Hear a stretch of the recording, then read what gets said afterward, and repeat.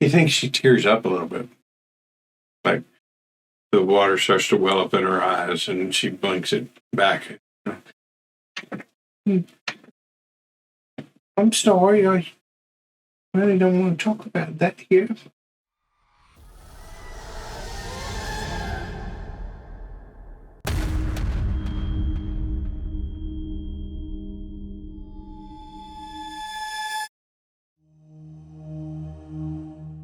Here we are. Thanks for being up with us. Thanks for joining us. I'm Steve, and welcome to our Percentile Vice, where we'll be playing through Call of Cthulhu, the Keeper's Rulebook scenario, Crimson Letters. Yeah. Our esteemed investigators are with us, and I'll let them introduce themselves. Hi, I'm Emily, and I'll be playing Alice Green. I'm John. I'm playing Jackson Morris, the cowboy bootlegger. Cowboy bootlegger.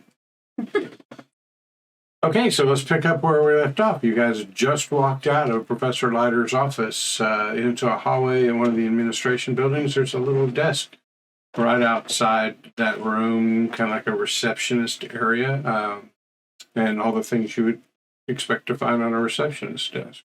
Okay. Jackson, I think we ought to call Rick and give him an update of what we found. I know that he was interested in keeping tabs on this, so maybe we give him a quick call and tell him what we've already found. Sounds good. So I'll dial up Rick's office number. You ready? So, Rick Stevens, private investigator. Hey, Rick, it's Alice. Hey, kid, what's the haps? What's going on over there? I just wanted to give you an update on what we found since we've been here. Trying to keep you in the loop. So we came and we spoke to the dean, and he let us know that Professor Leiter, he was stated to have died by massive heart failure, and that some papers from a collection of documents and colonial era. Yeah, you told me a little bit of that. That's the Hobhouse documents. Yeah, the right? Hobhouse documents. A lot of colonial and Arkham-related paraphernalia, collectibles, those kind of things. Yeah. Well, there were some papers missing specifically pertaining to witch trials. So we also went over to the medical examiners to review the body. Thought that was a good place to start. Rick, I got to tell you, the body's something else. Well, he didn't let on that are there suspicious circumstances here? I thought we were just helping him locate some stuff. You got a body on your hands. Yeah, so Professor Leiter died, like the medical examiner put in the paperwork, due to massive heart failure. However, there's so much else. His retinas look like they were burned out of his eyes. They're all milky white. He has no gut flora. I don't know how much you know about, the human body, but to have zero gut flora this soon after death is not common. And Rick, his face was frozen in fear. I mean, I've never seen terror, and I've experienced terror, never seen anything quite like it. There's also been a lot of flickering lights. I don't know if the school needs to get an electrician out or what, but it's been very off-putting. And then we went to Professor Leiter's office, and we found a few strange things. We found a poker chip, which is... So this office, is this where the body was found? Yeah. Based on your description of the body, that doesn't sound like heart attack to me, but... No, it doesn't. You talked to the doctor who performed the autopsy. The medical examiner did. He said that, while ultimately he did suffer from massive heart failure, there were several other contributing factors to that heart failure. What caused the heart failure is the question, but it was massive heart failure. Sounds like you got a double mystery on your hands. How'd the guy die, and where the hell are these papers? Exactly. In his office, we found, a mirror that would have been shattered, looked like from massive, not impact, more like tremors or some kind of massive change in pressure, and part of it looked melted. It was strange. Hold on, kid. I'm taking notes. You say a melted mirror? A melted mirror. Do you know how hot things have to get to melt glass? Or metal, for that matter? It's extremely hot, Rick. Sounds like you need my help over there. This is really getting complicated, but I'm really tied up on a couple other things. You just hold down the fort. I'll get there when I can. But anything else you need to tell me? No, I think that's about it. Well, look, I'm getting calls from Dean Fallon too, wanting to know what's up. So hey, do me a favor. Once or twice a day, pop in, give him an update. And he calls me, and we hadn't talked yet, so I didn't have anything to give him. But he's he's a meticulous man. If we don't give him updates periodically, he's going to come hunt us down for updates. So work him into your schedule there. Will do, Rick. I just wanted to give you a heads up and, shed some light on what's going on. And if you think of anything that might be of help, please, you can reach us somewhere, Hey, kid, gotta go. Somebody banging on the door. Probably another hot case. Bye, Rick. He absolutely did not hear There was no any knocking. He's just like that. Door. And you find it funny that Rick, who told you, hey, if I'm not there, my receptionist will take notes for me, and you knew he probably doesn't have a receptionist, and he was there. Why did he answer the phone himself? And why can't the receptionist answer the door?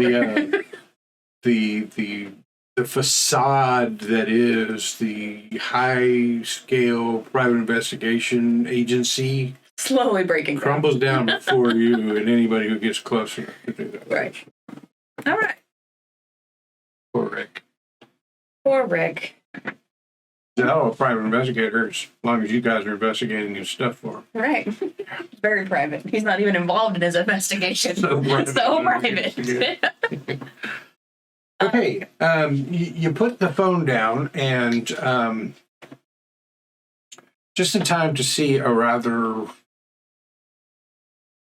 heavy-set older gentleman wearing your classic professor look tweed jacket, shoulder patches on the elbows. Yeah. Probably holding a pipe as he walks, just smoking in the building like that's not a big deal or anything. And he comes and immediately goes to Leiter's office that you just come out of. You guys had the key to it, and so he checks it, and it's locked because you locked it as you came out. And he starts grumbling. So. Yeah. Gentlemen, when are they going to open this office up? I've got to move my things in. Hi. I don't believe I know you. Alice Green. Roach. Professor Harlan Roach. Well, Professor. And I know your name, but who are you? What are you? Why are you? I'm a busy man. I'm sure you are. I actually am working through some of the documents that Professor Leiter has left behind. It's going to take us a little while to, catalog and sort and get everything together. So you're going to have to give us a little bit of time before you try to move into the office. I understand it's an imposition, sir, and I do deeply apologize. Well, we'll just speak to Dean Fallon about this. I originally helped him gather up the papers that Leiter had. That damn fool Leiter, more flash than genius at all times. This office will now be my office now that Leiter is no longer with us, and I need to move my things in and.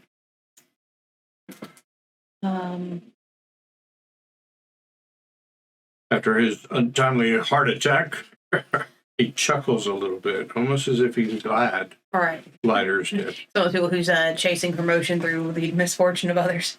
Well, yes, Professor, I understand that.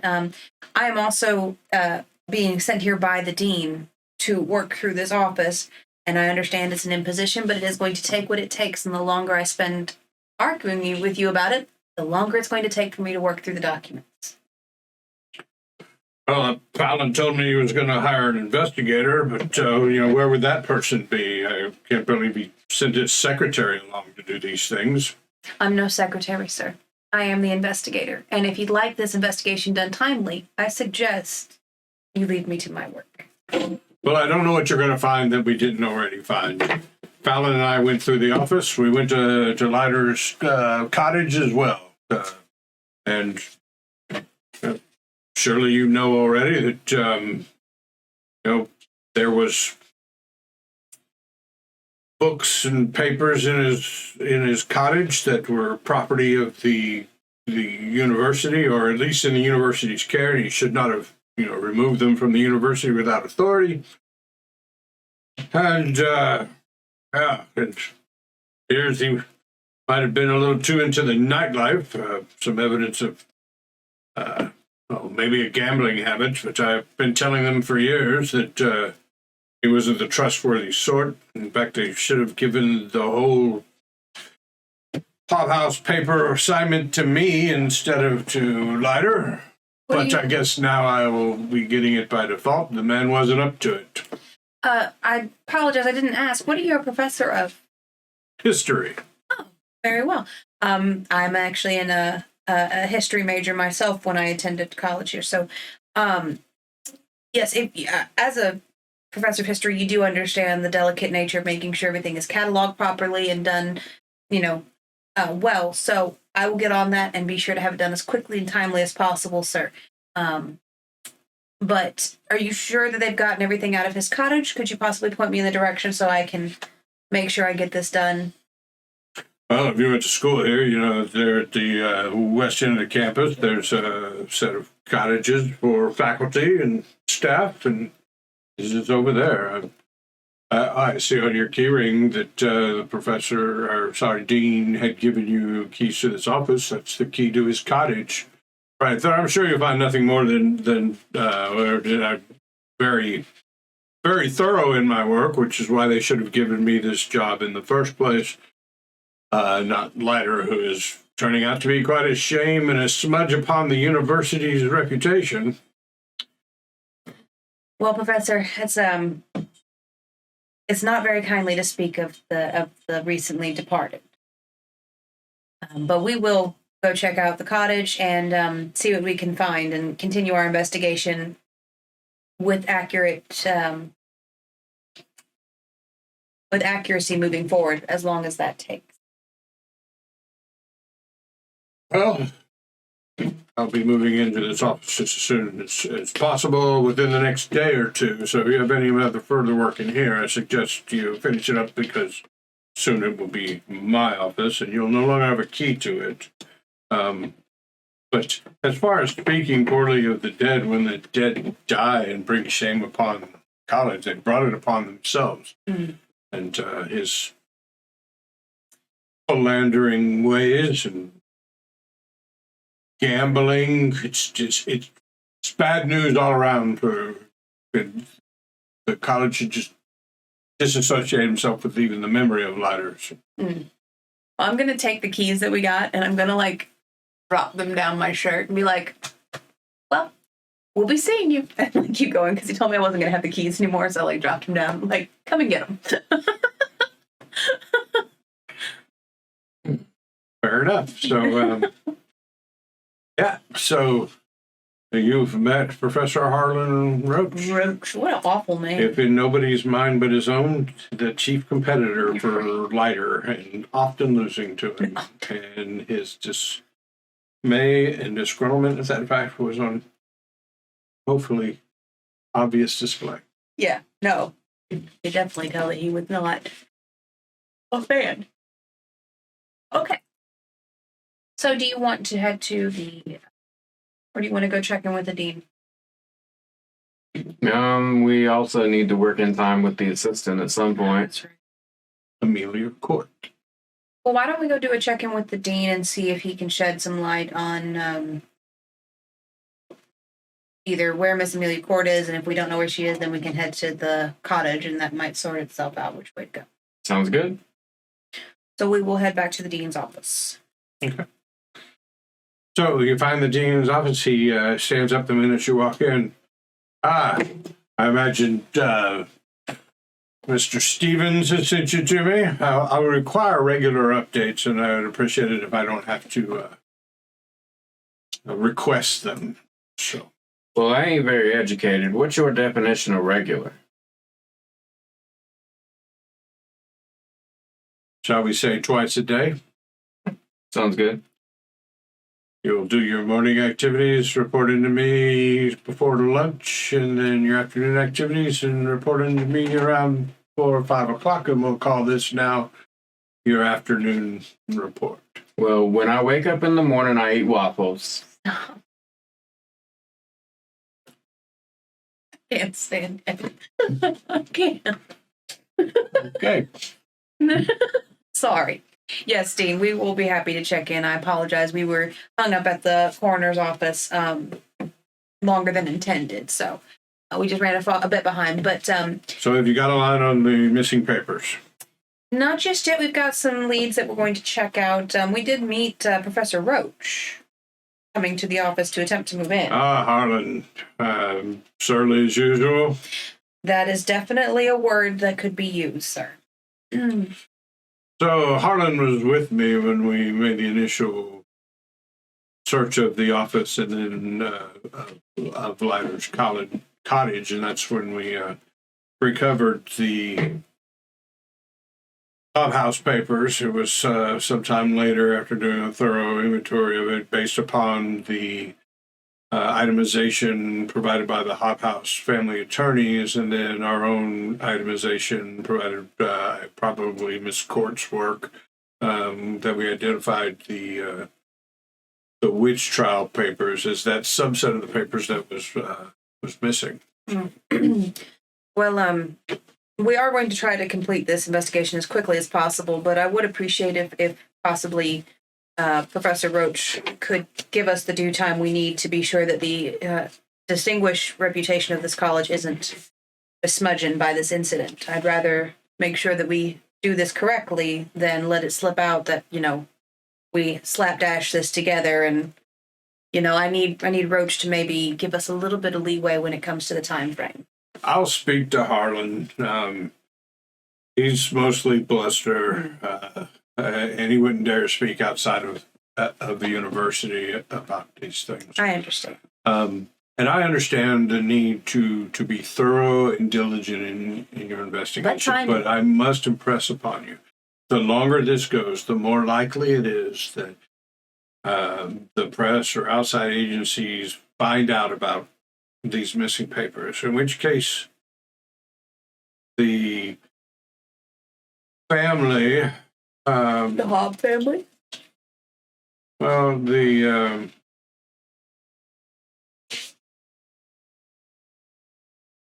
it'll come to me any second now. The Cobb family, yes, what you said. Yeah, exactly what I said, because I listen. The Cobb family, who are the inheritors of Joshua Hop House, if they find out that we've missed it, then they're surely going to raise a stink. Potential civil or criminal charges could be levied against the university. So we're working. Every second counts. Yes, sir. Which is why we're moving on to our next location to investigate. We're, going to head to his cottage or go speak to Miss Court.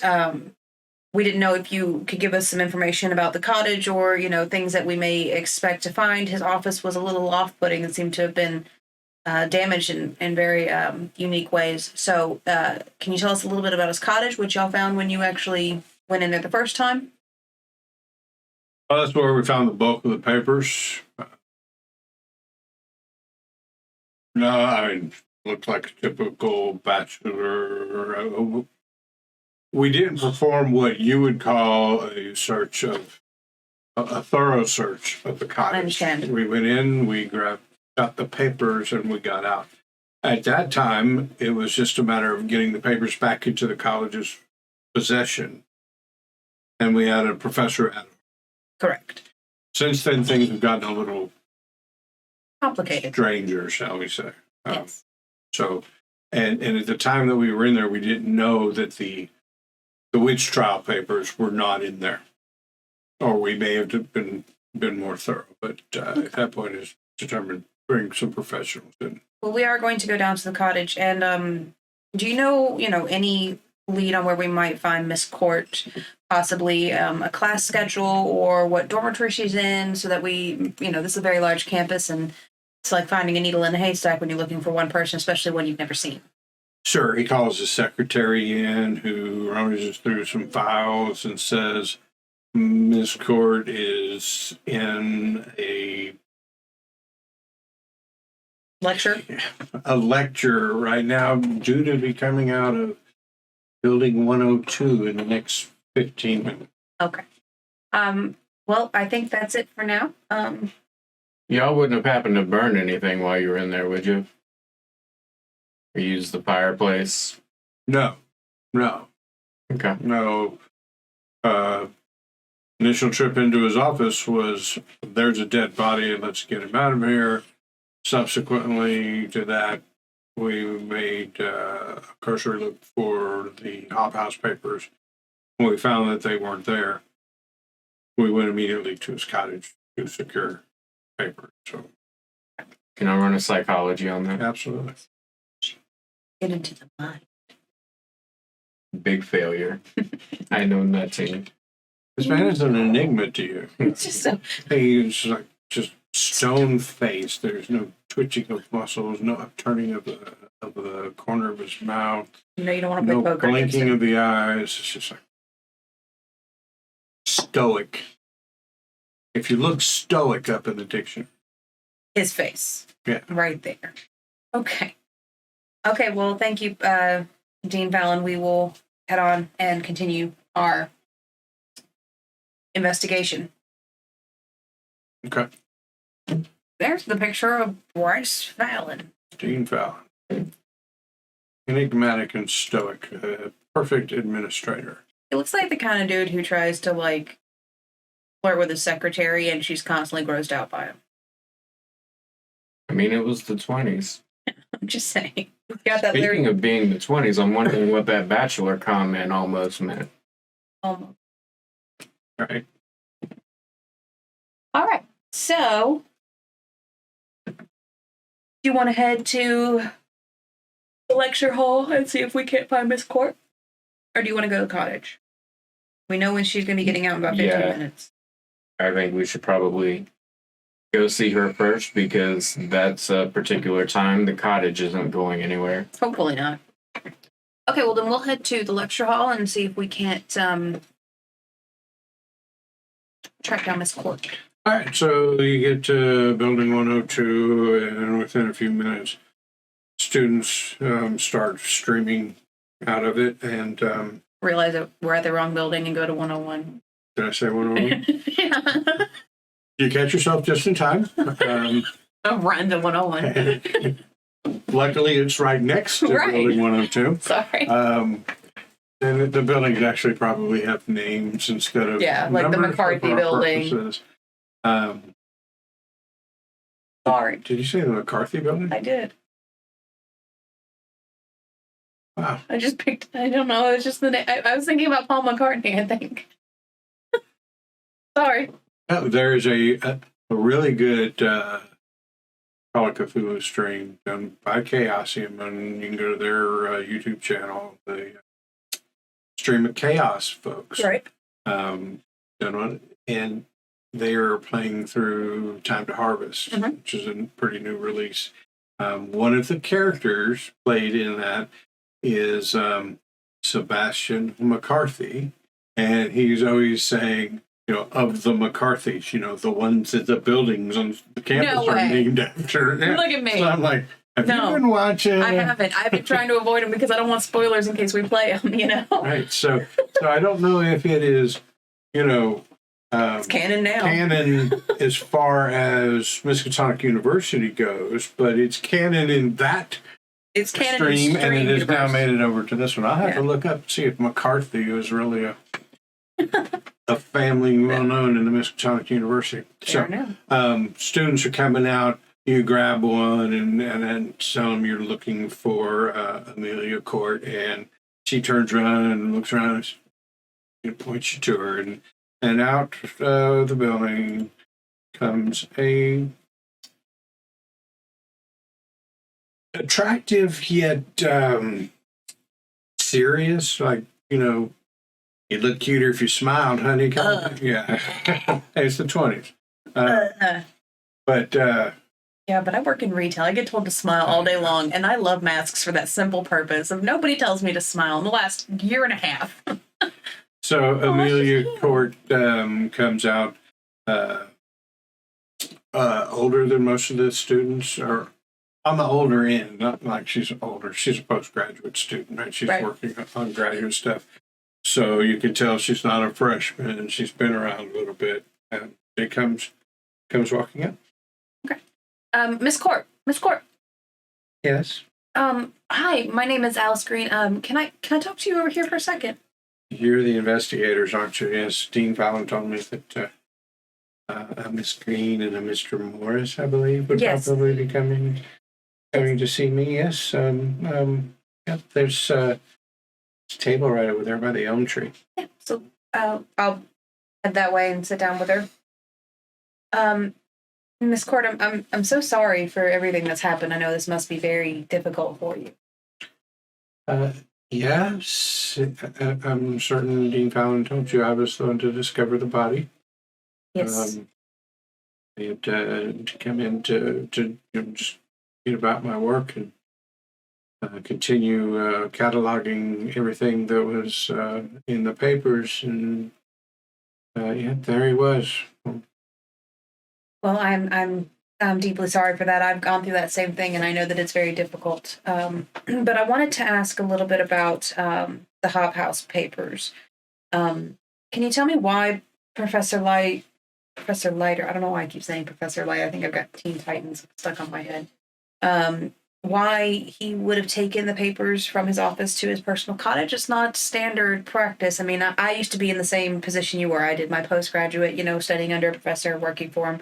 And it's not common practice. It was for him. I completely disagreed with his method. So these are important papers, needed to be maintained at the university. But not only on this project, but on other ones, he was known to take most of the work home with him and do his work there. Well, being a professor, we didn't really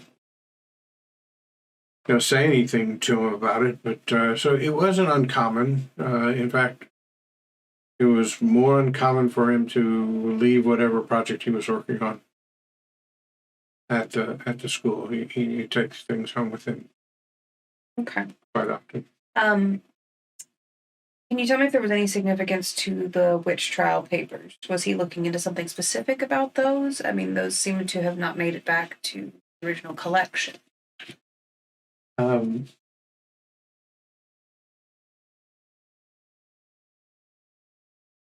My assessment would be that of the entire collection, the witch trial papers were probably one, the most historically significant, and two, the most valuable piece of that collection.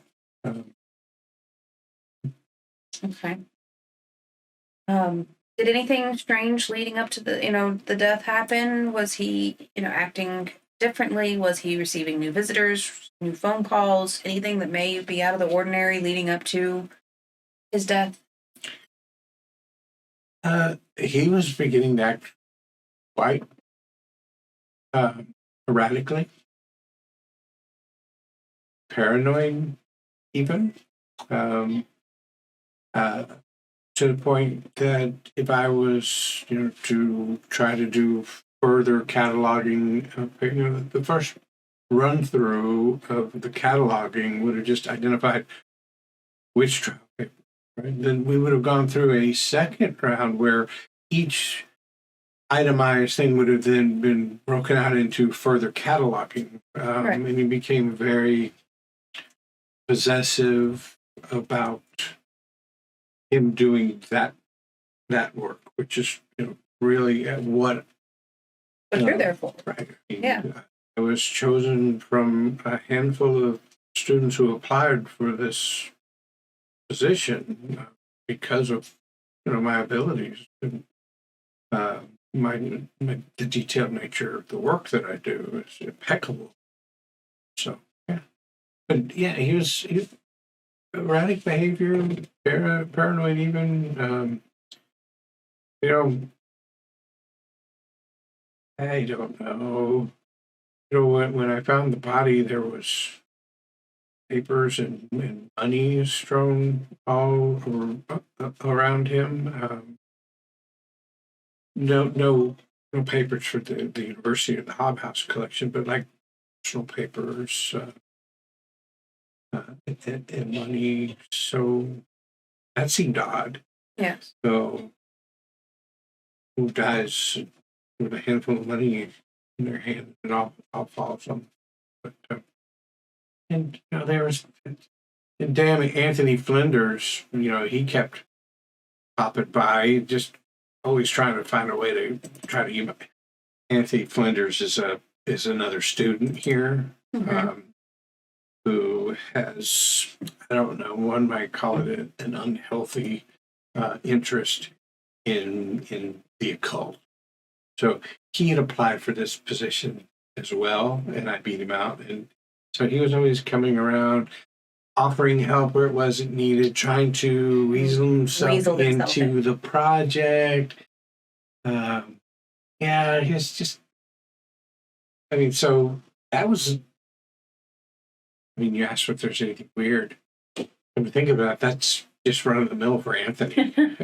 But yes, other people seeing it would think, well, that's kind of weird. He was just insistent about getting close to the project. So.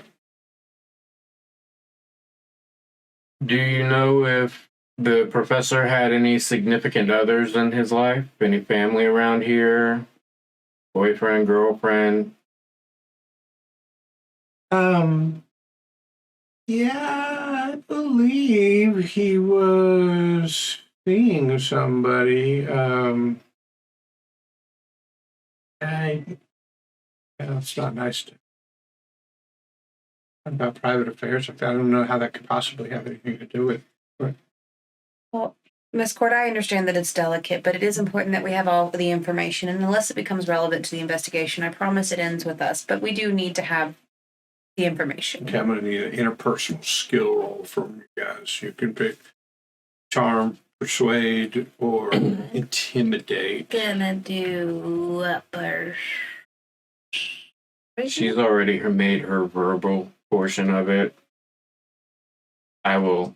Hers sounded like a persuade. Mine is definitely going to be an intimidate and a hard success. And I had a big old failure. Look, I'm not trying to be too harsh with you here, but there could be a lot of big problems if we don't find what we're looking for in a timely manner.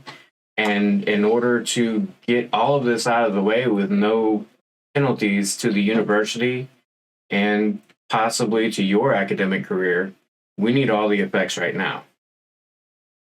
I don't know how my academic career is spotless. If something happens at the university, they're going to want to get rid of any traces of this guy ever being here, and you're kind of part of that now. He has a woman friend. I'm not sure. I believe that she works as a waitress at the Hibbs Roadhouse. I saw him with her sometimes at the cottage, or if they were out about town. I'm not sure of her name, but I'm certain that she works at the Hibbs Roadhouse. That's really my academic. Something was going on, and I think you should really look at Anthony Flinders, right? He was always sneaking around, and then there was that receipt for having the locks changed that was at the professor's cottage. Or did I see it on his desk at work? I don't remember where, but he had the locks changed at his house on the 12th. Well, I can assure you, we are going to do everything we can to have this handled in a timely manner so that there aren't any big consequences to anybody. But I appreciate you coming forth with the extra information because we need all the help we can get in this. Well, if you're looking for help, I can absolutely be of service to you. So any help that I can provide, and it's not only my academic standing that I wish to protect, but the postgraduate work I'm doing and the thesis I could write on the witch trial papers, to be able to complete the project that I was given would fit well into my resume and to my postgraduate work. So I'm most desirous of being able to complete that. So I know most everything around the campus and very familiar with Professor Leiter. Have you all met Professor Roach? Big rivalries there. They hated each other. We have had the circumstance of meeting Professor Roach. Just as pleasant to see as his namesake. Well, we will be back in touch, Amelia. And we appreciate you offering to help us around the campus. I know that this has been difficult, and if there's anything that we can do for you, please let us know. If you, sometimes we do small internships over at the museum for people working in the catalog systems, and if you're interested, You work at the museum. I do. So if we can get through this investigation rather quickly, I can definitely put in a good word with the Human Resource Department about one of our internships. So keep doing the good work, and we'll be back in touch. Okay? Okay, but really, you should look into the Leiter, not the Leiter, Flinders, Anthony Flinders. He's just weird. Yeah. And he was creepy, and he was always hovering around. We definitely will. So, be my guess. Okay. We will definitely talk to him. Thank you, Miss Court. Thank you much, ma'am. All right. Well, she gathers up her books and hurries along her way, and she looks back once or twice away and says, "Remember, I can always be of help." After getting past the intimidation part, realized there was something in it she could gain out of it. Would love to help with it. So would you like to head to the cottage, or do you want to go find Anthony? I think we don't know where to look for Anthony. Yeah, and there may be something at the cottage, and that we can use to not necessarily leverage, but let him know we know things. Yeah. You know? Okay, so we're gonna head towards his cottage. Okay. Cool. So west end of the campus, there's like row houses that make up faculty housing, referred to as the cottages, and with little effort, you find. I'm sure if you looked at the key that you give it, it's probably even a number. Cottage number 8, right, or whatever. So you don't have any problem finding. It probably has like a little nameplate on the door or something, something cutesy. I've never been inside the faculty's cottages. It's very strange. Almost like, when you see teachers outside of school.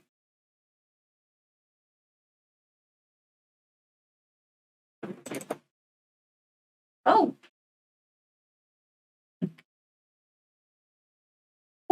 Go.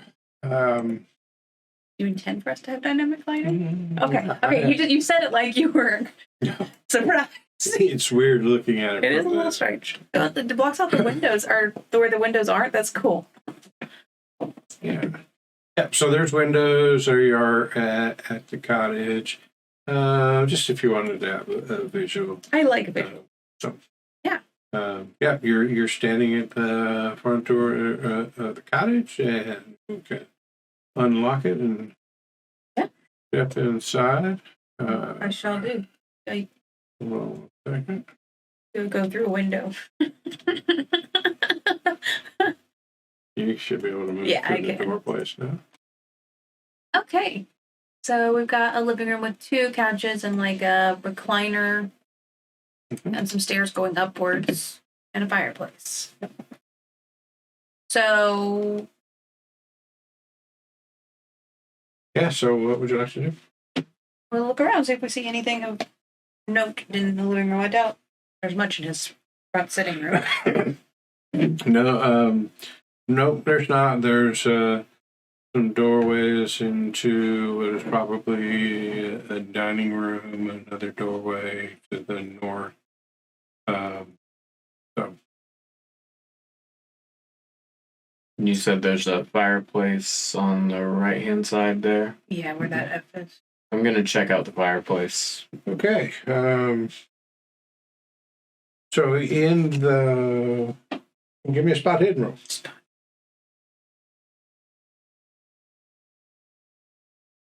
I got a hard success. All right, so you see that there are more hastily burnt papers in the fireplace. On one of them, what you got a hard success? I did. Most of the bottom of it is just maybe a half an inch or so across the top of the paper is all that's left. And you see the word Arkham, Sana, and then the rest of it is burnt off. Like the beginning of like sanatorium or like. One could. Right, I'm just making sure that I understood the word you were trying to imply. Arkham space SANI. Okay. And then the rest of is burnt off. You also find some, you just have total failure. Oh, yeah. You're like, I could spend a point of luck to make Jackson's roll good, but why? When Alice Green can look at everything and I could save money. So, what looks like day planner personal diary pages. In one of them, most of them are burnt, little pieces. You see one that is like 4:00, Lucy. Lucy. I wonder if that is the name of the waitress. What? Lucy. See here? Where it says 4:00, Lucy. Maybe. Definitely not Amelia. Obviously. And then I'm going to show him the Arkham Santa whatever paper. So I know I've had some psychiatric help recently. Do I possibly recognize the font or anything from like it would be from the sanatorium or? Yeah, what's your credit rating? High. You were nowhere close to the sanatorium. Well, I didn't know if maybe professional help come to your house and help you work through your issues. my credit rating's like a 70. You don't feel lobotomized yet. I don't. Not in the game. Not. Anything else in this room, or is it pretty sparse? So that was in the fireplace, the remnants of some papers, and that's what a hard success Okay. would tell you. So somebody hastily burnt some things Personal in the fire. documents. Okay. Can I get down and check under all the furniture? Absolutely. We're gonna turn this joint. Flip the cushions. We're already finding things that the wonderful Professor Roach missed, so. Yeah, nothing under. Can I look in the plant? Is that a potted plant? Yeah, it is. Or it's a pentagram and you just summoned. You just summon Cthulhu. Yeah, it is. It's a potted plant and you don't notice anything. Nothing in the couch cushions. Nope. Okay. Any other furniture? Any other side tables? Just what's visible there. Okay. So do you want to go to the left here and see what's in this next room over? Sure. I'm gonna let your token. Yeah. Well, never mind. It won't show on this one if I do that. Sorry. Let me move the pop-out chat over here. I moved. Okay. So this looks like a dining room. It does. Is there anything on the table? No, in fact, it looks like it doesn't get used a whole lot. Yeah, much like mine. Okay. So we will move northward into what I'm assuming is probably a kitchen. Little galley hallway moving in. Yeah, and as you walk by, there was a little closet door that you Little like butler's walk by. pantry. Would you, if you wanted to Yeah, I'll stop open and, that up? I'll stop and open that. See what's in there. Yeah, and it is just a larder, A larder. which I think is like a pantry, but grosser. But grosser. So my pantry. Right. Okay. And as you go further in, there is a kitchen. It kind of staples in a kitchen that you would expect from an unmarried professor type. Maybe one pot, 2 plates, 2 forks, 2 spoons, a couple canned goods in there. This guy probably eats out most of his meals, takes them at the university cafeteria or whatnot. Okay. Kind of want to do a look through of the of the cabinetry. See if we find anything, in the drawers. Like usually there's like a junk drawer to see if we find anything in there. Sure. Nothing but give me spot hidden roll. Okay. I got a hard success. And I got a big old failure. So, Jackson, as you're walking by there, you notice the back door. I'm going to open it there so it looks out onto the porch. The back door, the hardware, the door handle and a deadbolt are all shiny, brand new. And you notice on the jamb of the door that some pieces of wood have recently been replaced. Hey, look at this. Looks like somebody's recently had a forcible entry of some sort. Miss Court did mention he had the locks changed back on the 12th, so that would explain having the locks changed. Yeah, that's one reason to have your locks changed, but Come to think of it, when you walked in the front door, all the hardware there looked brand new as well. And as you look over the latches on the windows, the it's fact like that everything has been beefed up. the fact that the wood is broken up and replaced sort of tells me he may have had a good reason to be paranoid. It's only paranoia if you're wrong. Otherwise, it's healthy suspicion. Okay. So I'm gonna open up the back door, look to see if there's like a footprint on it or. Give me a spot hidden roll. spot hidden, a lot of spot hidden today, folks. That was a regular success. Mm-hmm. With the regular success, you don't see any noticeable footprints, a wooden porch, and like footprints in dirt or whatever. But if you wanted to spend 3 luck points for hard success, you Get the same answer. might try something else. Yeah, okay. Yeah. Jackson loves to use luck. YOLO. YOLO. As you look down on the porch and you're looking to see if there's any footprints or traces or whatever, out of the corner of your eye, you see dart off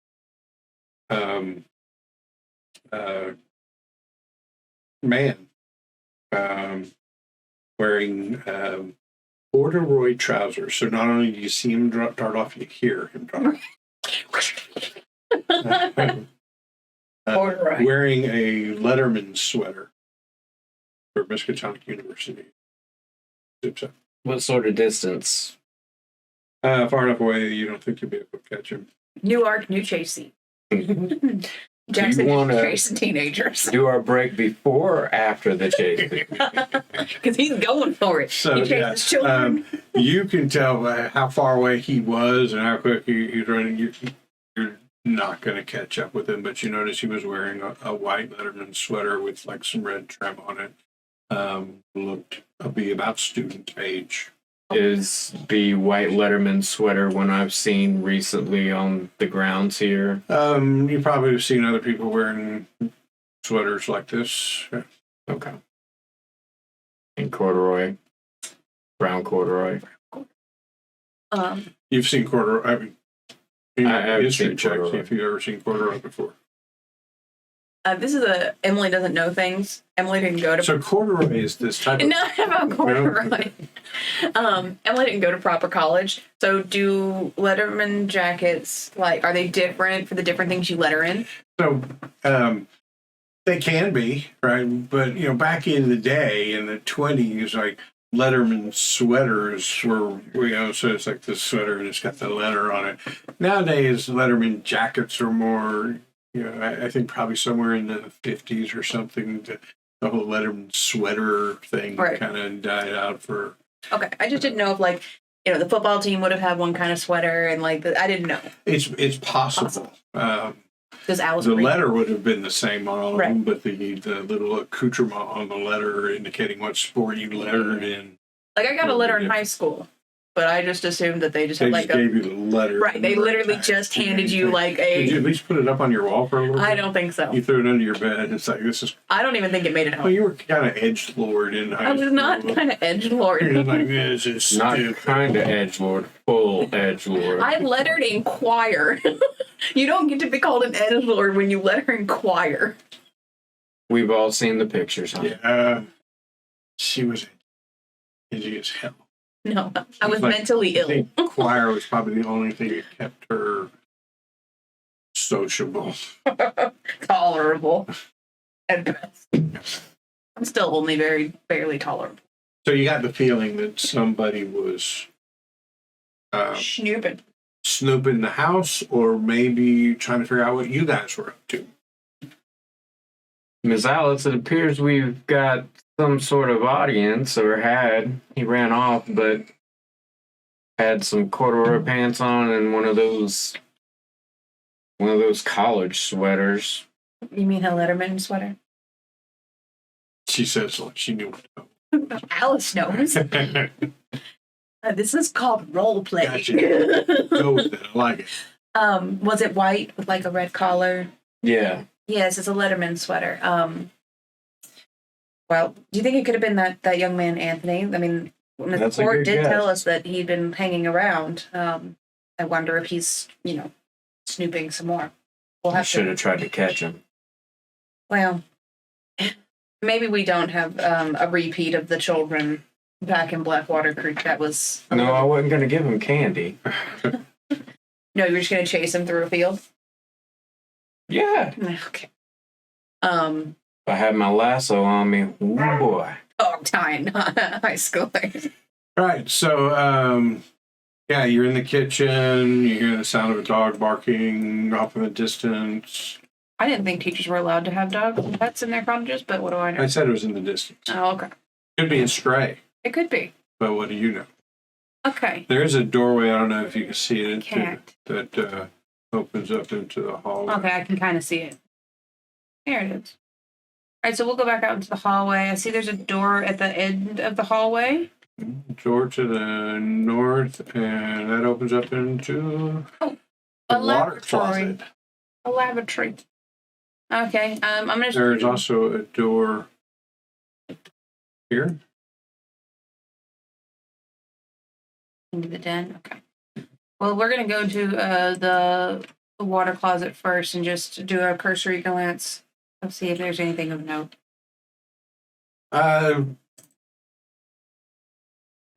On the counter in the bathroom, there is a little travel toiletry case, Mm-hmm. and it looks like the toothbrush. They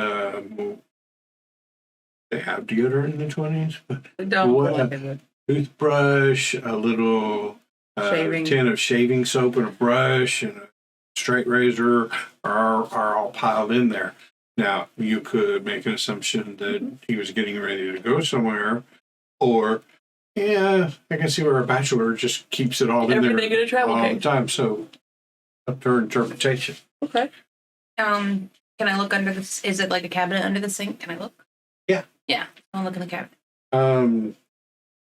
Cleaning supplies. Wastebasket? Yeah. Issue. Okay. So nothing really. Okay. So then. Are they covered with like hot Cheeto dust? Oh my god. Sorry. So we're gonna move on to the den? Yeah. Yeah. All right. Okay. Little sitting area, table, bookshelf. Summoning pentagram Stuff. plant. A summoning plant. Check the underside of the table and chairs and whatnot. Does this look like maybe a poker setup? It looks like people could play poker. How many chairs? 3. 3. Is that a bookshelf to the left? It is. Okay, well, I'm gonna peruse the bookshelf. Okay. Fine. Library. Mostly college type textbooks. Some other books in the field of history or The art of seduction. Yeah. Okay. Nothing. there are some on calligraphy and penmanship as well. They look worn. Do they look well read, or do they look more like books? Look used.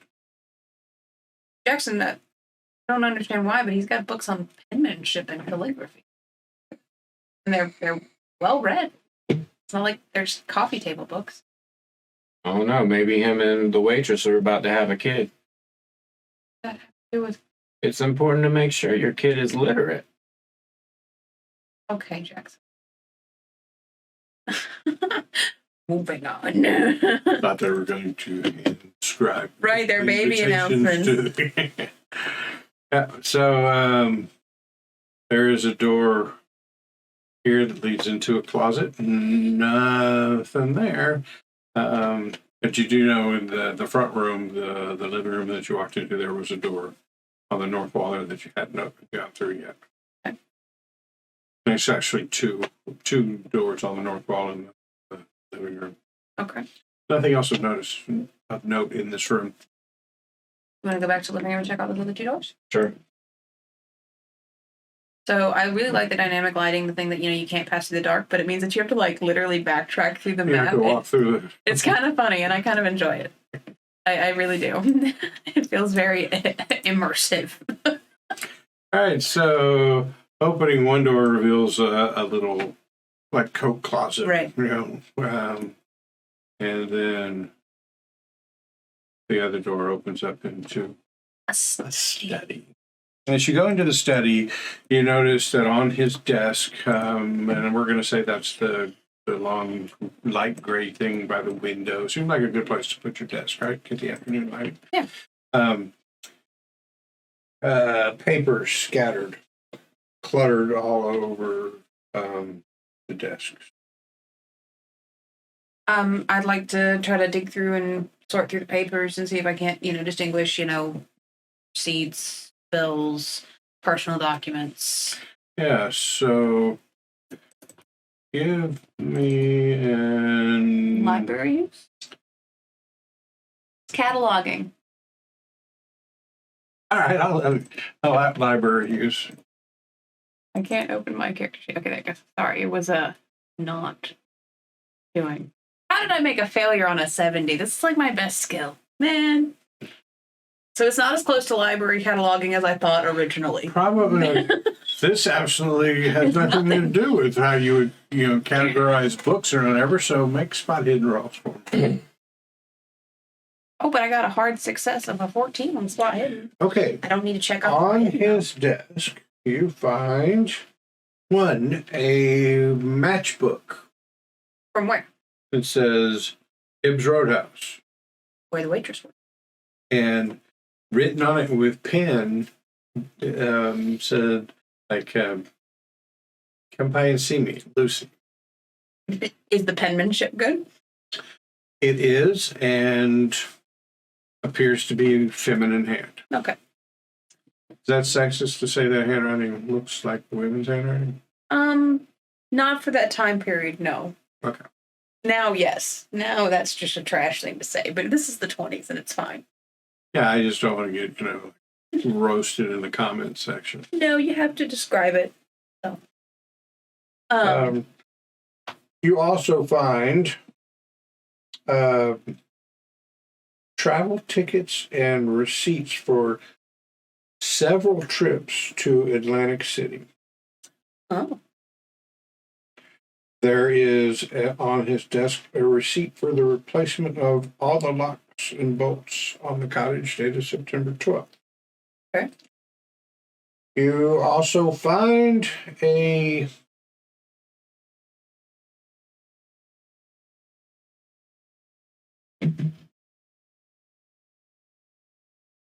ledger. A ledger. A ledger. I'll be showing this to Jackson as we go through. Okay. So I don't have to reiterate it. As you flip through the pages of the ledger, you see large amounts of income, followed by several smaller but still large outgoes that essentially wipe out all the income. And then there's another large income thing, and then more smaller ones that wipe it out. Does it look similar to what I found in the imprint of that folder? Very. Are they in a folder? You said it's a ledger. This one's a ledger, like a little book. Okay.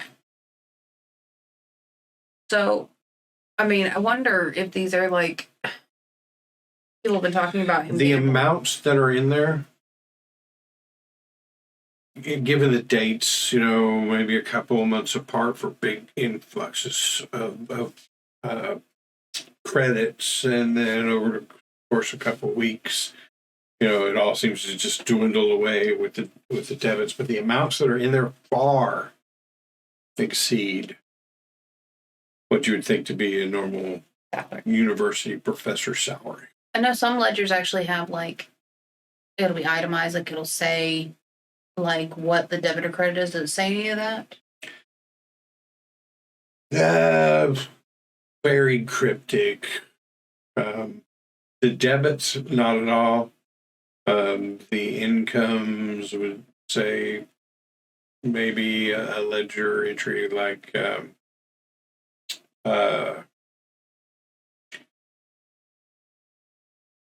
the Smith sale or Lot B or... Okay. So that doesn't really have any meaning for me. I get No. Probably meant he knew exactly what he was writing, but... To anybody who's not part... Yeah, I'm with you. So I wonder if these are, if he had a side business. I know people talked about gambling, but this doesn't... I mean, most gamblers don't keep a running ledger of their wins and losses. So it doesn't really make sense to me. If he really did have a problem with gambling, a meticulous ledger wouldn't fall into that, I don't think. What did you say he was a professor of?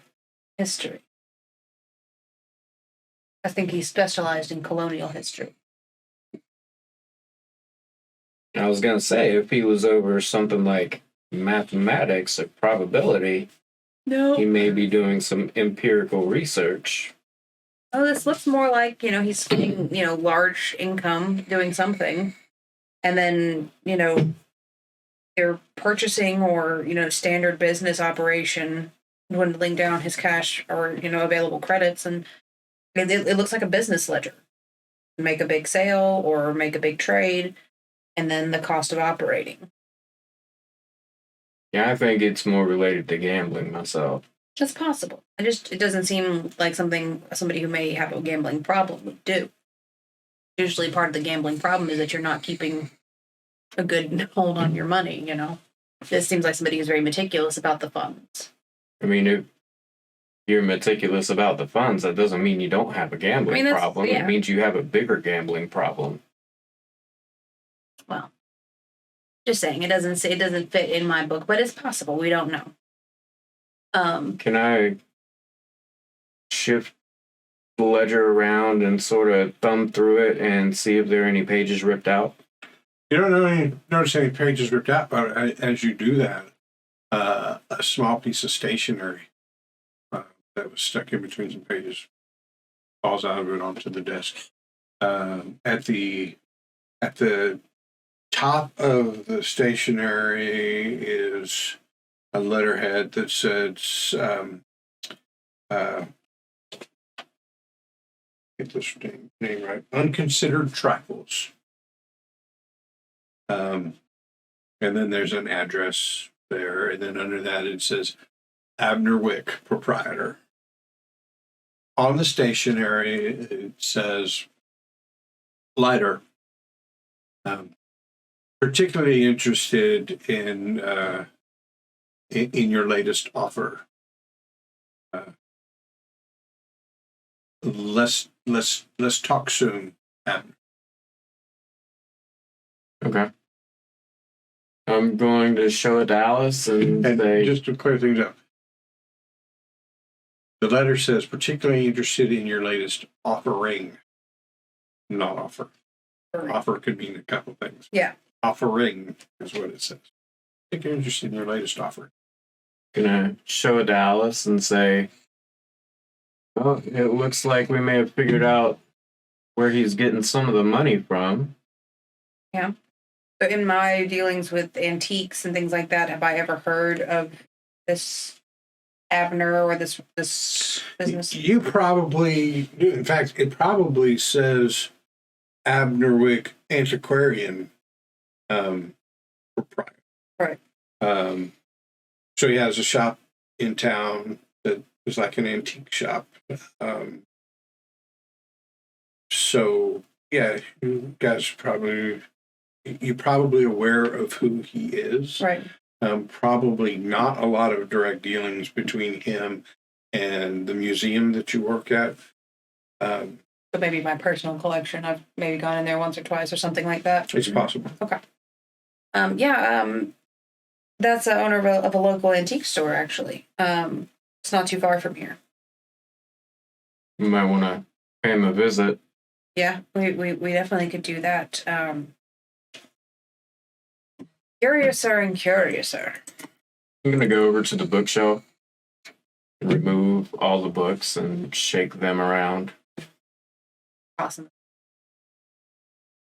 Okay, here in the study, it is mostly books about colonial history,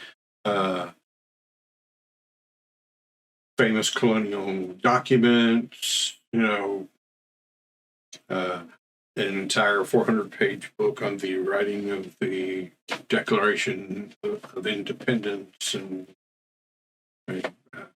so they're all pretty much confined to his area of study, and confined in the area of his study. Is there anything in the books that is not from the book? No. Anything behind the books in the bookshelf? Just turn the whole thing over. Can I do a cursory skim through the documents book and see if there's anything written or highlighted, circled at a quick glance? Dog-eared. Hey, give me a spot in their library useful.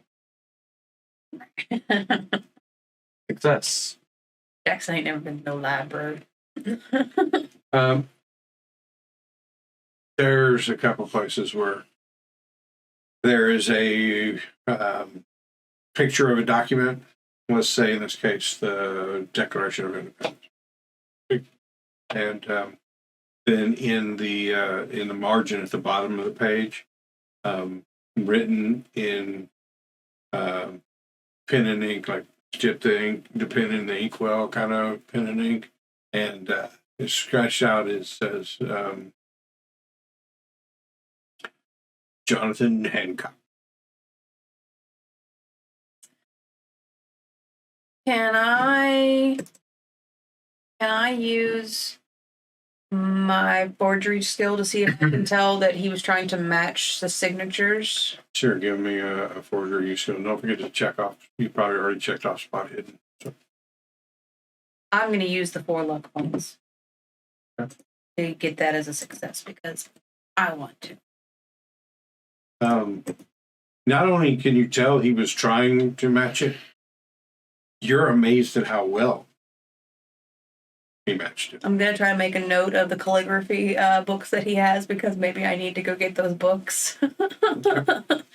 Jackson, he's been practicing forging signatures. You see this? That's classic forgery. It's going through and mimicking the strokes and the pickups and all that of forging documents.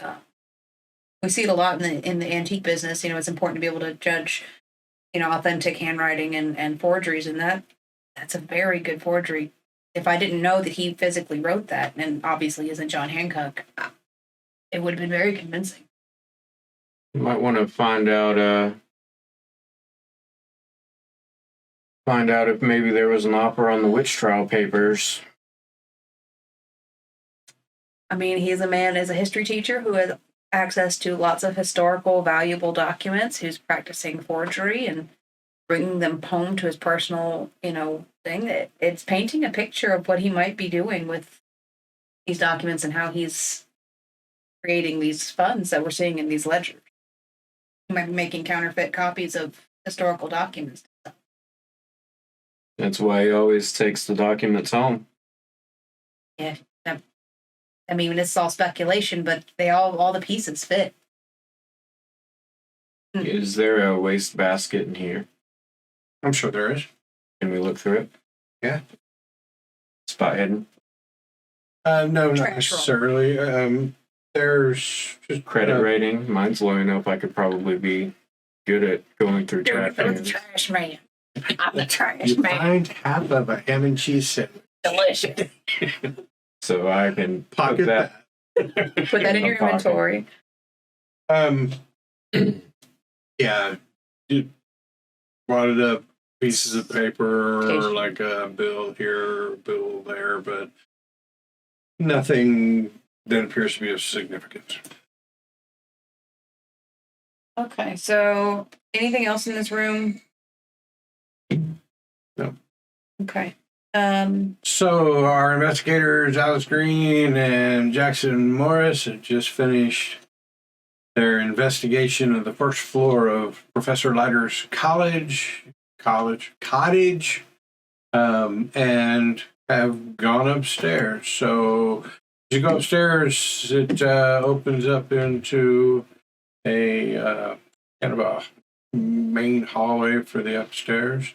At the end of the hallway is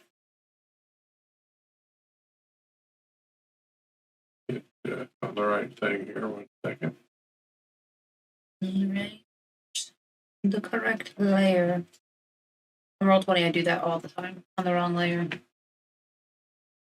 Or I'm on the measurement tool when I need to be on the clicker tool. I do that so bad.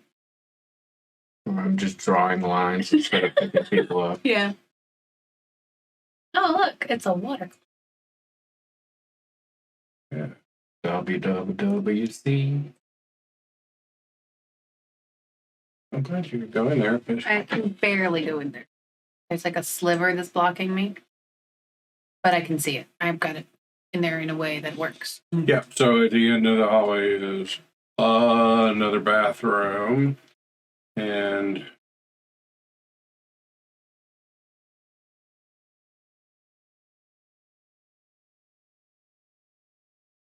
There we go. yeah, Anything of note in this bathroom? no. Nope. Okay. So I see there's a door to the left here.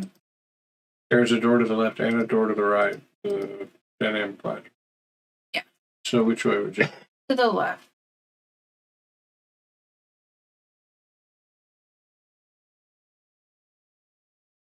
Okay. So the door opens up into what looks to be a guest room.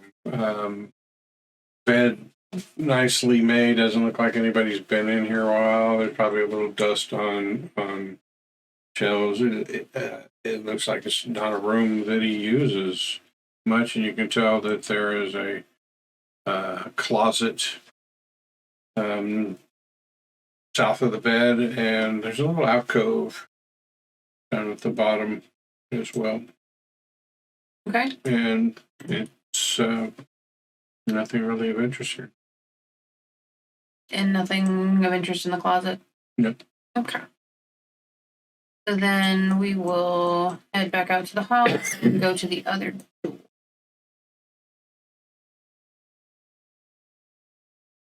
So when you walk into this room, you notice that there appears to be two entrances into this room, both from that main hallway.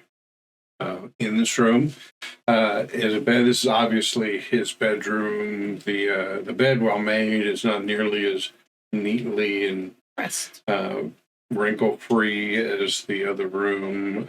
Like the coverlet had just been tossed up over there. Of note, though, is there is a suitcase lying open on the bed, and it looks like several days worth of clothes, just like hurriedly thrown in there. You know, not like neatly stacked, folded, just tossed in. Kind of like you pack. Thanks. Yeah. Just drag me. Yeah. So it looks like he was getting ready to go somewhere in a hurry. There's a fireplace down here, and it looks like it opens up into another little alcove similar to the other side. Yeah. You want to look through his suitcase? See if there's Sure. anything underneath the clothes? I'll look through his suitcase real quick. Okay. It's closed. Yeah. I'm gonna look through the fireplace real quick. Yeah, the fire's been in here recently, but you don't see any burned papers or anything you have in the other fireplaces. Okay. I'm gonna set the suitcase on the ground and unmake the bed and lift up mattresses and look under mattresses. Okay, you don't find anything. Are there any rips or tears in the suitcase lining? You watched a lot of old movies. I have. Yeah. Okay. There's a dresser, I believe I see up there. Mm-hmm. I'd like to start looking through the drawers of the dresser. Okay. Several of them are empty or have one or two items of clothing in it. Several of them are standing kind of half open with something hanging out of it, like somebody just hurriedly opened them, grabbed stuff, thrown it in a thing, or grabbed stuff, thrown it in a thing. So. Okay. Then I'll check out the. There's no closet.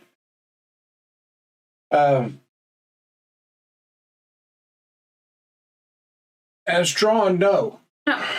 It appears that that one door opens into the hallway. But if it was a mirror image of the other room, then that would be a closet. Yes. Okay. So let's just say that one of the pieces of furniture, like this one down here, is a standing wardrobe. You know, where it can hang up things that need to be hung. So I'll peek through his wardrobe as well. Yeah. So both of you give me spot hidden rolls. I failed. And also a failure. I'll use 2 luck points to make mine a success. Yeah. Tell you what, save your luck points because a success isn't going to do it for you.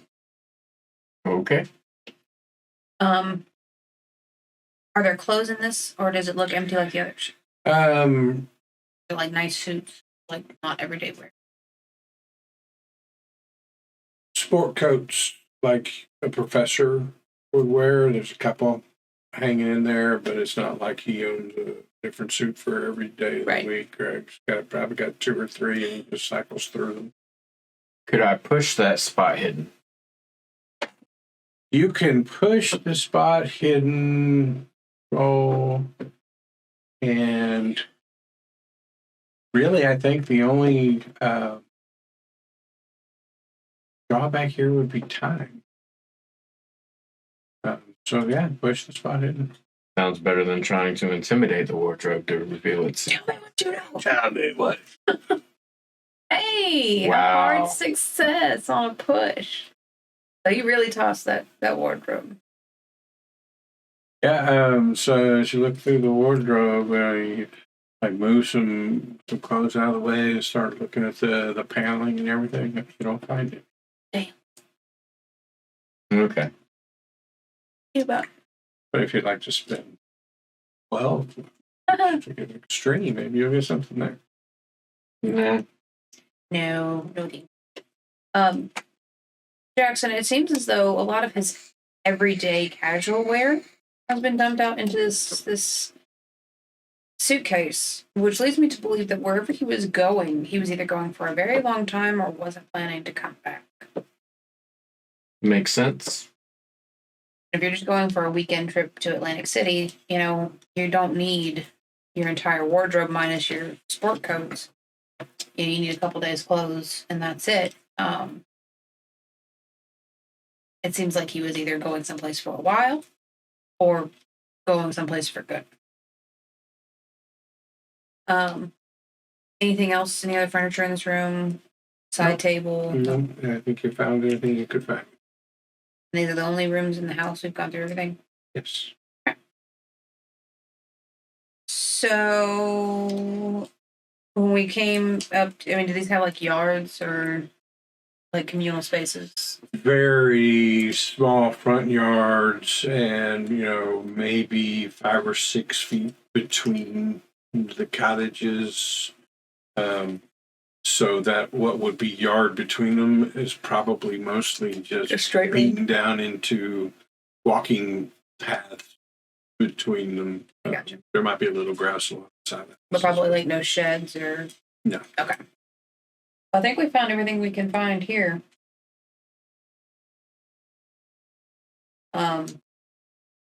Is it getting close to time where we need to check back in with the dean for the after? It is getting close to the end of the workday. So yeah, probably do need to check in with the professor, the dean, and you probably also have to consider, at what point do you guys call it a day? Right. And then is it, back to Alice Green's house for the night, or how do you do it, or whether you're going to pull an all-nighter on this investigation? So you got those things to consider, right? It's getting close to 5 o'clock. The evening's coming. Other thing you should probably consider is you have a job. I do have a job. You need to check in with them. It's taking a few days off to do this investigation going to have impact on your job or whatnot. Anyway, so you guys make your way back down the stairs, and as you're about to exit the front door,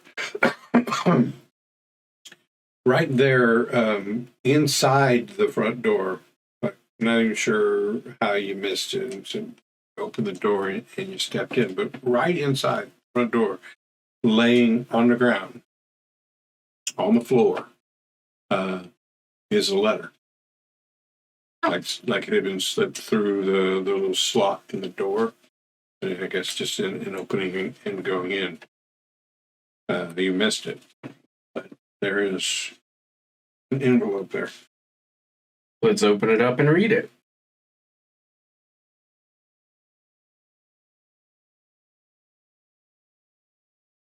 So as you open it up, the letterhead on it is Arkham Sanatorium. And it says, Professor Leiter regarding this is your notice of admission and request to visit regarding the case of one C. Hunter.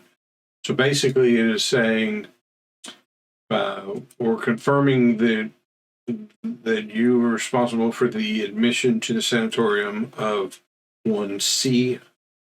Hunter. Request you visit the sanatorium at your earliest possible convenience.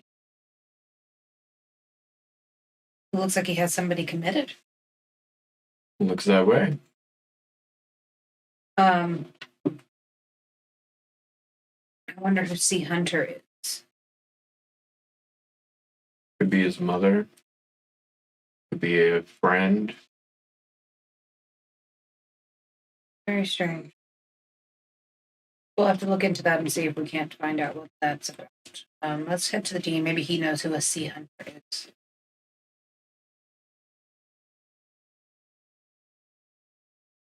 All right. So we'll head to the dean's office. Dean Fallon.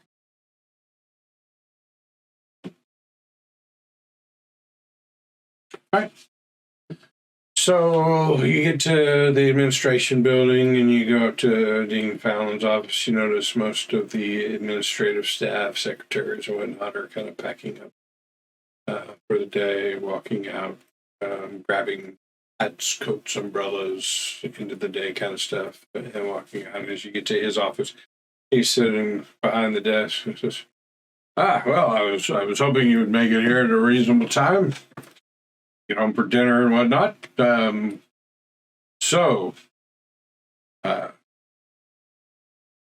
What news have you of the witch trial papers? What can you tell me?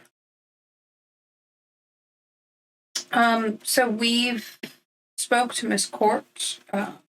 She gave us some information regarding Professor Leiter and some other people we might be able to speak with regarding what may have happened to the witch trial papers.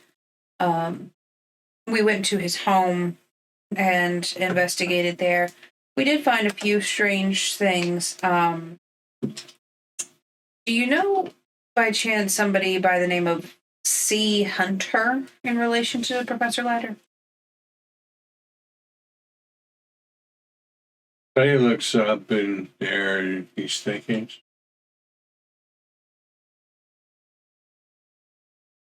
Oh, there was a Cecil Hunter who was a student here. He was dismissed from the school probably 2 years ago. On what grounds?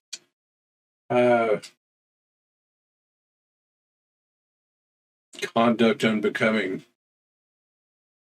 He was a bit of a bohemian. Bohemian. Okay. Yeah, let's just say it was for acts of moral turpitude. Could you be possibly more specific? Just trying to get through this investigation as quickly as possible. He seemed to be more interested in the drink and the drug and the party life of college than maintaining his studies. Understand. Thank you. Put several of our better students in compromising positions with both the academic realm and their families. And well, after several complaints from well-standing families that their college relies upon for certain endowments and funding, well, we had no choice but to remove him from the roles. And what is his relation to Professor Leiter? I'm not aware of a relationship. No, I think he was a history student or art. No, that's right. He was an art student. So I don't know why he would know. Okay. And do you know anything about Anthony Flinders. Flinders. Odd sort. Kind of student that always wants to be involved. He in fact, was very interested in being involved in the Hobhouse Papers project. And unfortunately, he couldn't compete with the qualifications of Miss Court. But my understanding is he was quite put out of not being chosen. Does he live on campus? Yes. We'd like to speak to him. Is it possible we could get your secretary to get me a class schedule so we could meet with him in the morning? Absolutely. It appears that Miss Jones has left for the day. I'll have it ready for you. Okay. In the morning. Anything else? Okay. Well, do we have the permission to move about the campus after standard business hours? You may have, given you the key to Leiter's office and to his cottage. Certain places that you'd want to go would be unavailable. But you may. I would ask that you cease any such activity by 8 or 9 o'clock. Unless absolutely necessary to the investigation, Certainly. of course, but to just be walking around and interviewing people, it's unseemly. Certainly. I just wanted to be sure. Is there anything Might else? tend to draw notice, too. Definitely. Is there anything else that you can think of that we might be able to look into, aside from what we already have?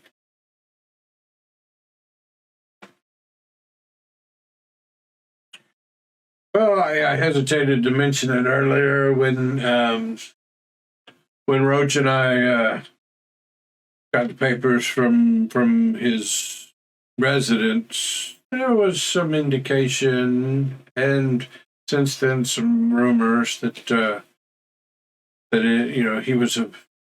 he's always been a charmer and a ladies' man, a bit of a socialite, if you will, but apparently his evening activities also included some gambling. Not totally unheard of, but there was some evidence of that. Roach seemed to think it was a big idea or a big issue and wanted to make a lot of it. Seemed to me a frivolous sort. I'm sure many of our faculty members have been known to bet on a pony or play a hand of blackjack down at Atlantic City, and several of them have been known to take a drink on occasion. Yeah. Okay. We did notice some of those indications as well. Okay, well, we won't keep you. We know you want to get home for supper. We have a few things to check out tonight, and we will be back with you in the morning to get that class schedule for Anthony. All right. If I'm not in my office, then Miss Jones will have the class schedule for you first thing in the morning, and I'll see you at 11 for your twice daily update. Yes, sir. Very well then. So we will exit building. Do you think maybe we should go get some dinner at this Roadhouse where Sure. Lucy might work? See if we can't put some eyes on her. All right, so you are familiar with the location of Hibbs Roadhouse. It is on the west side of town, kind of on the outskirts of town. So we'll head that way.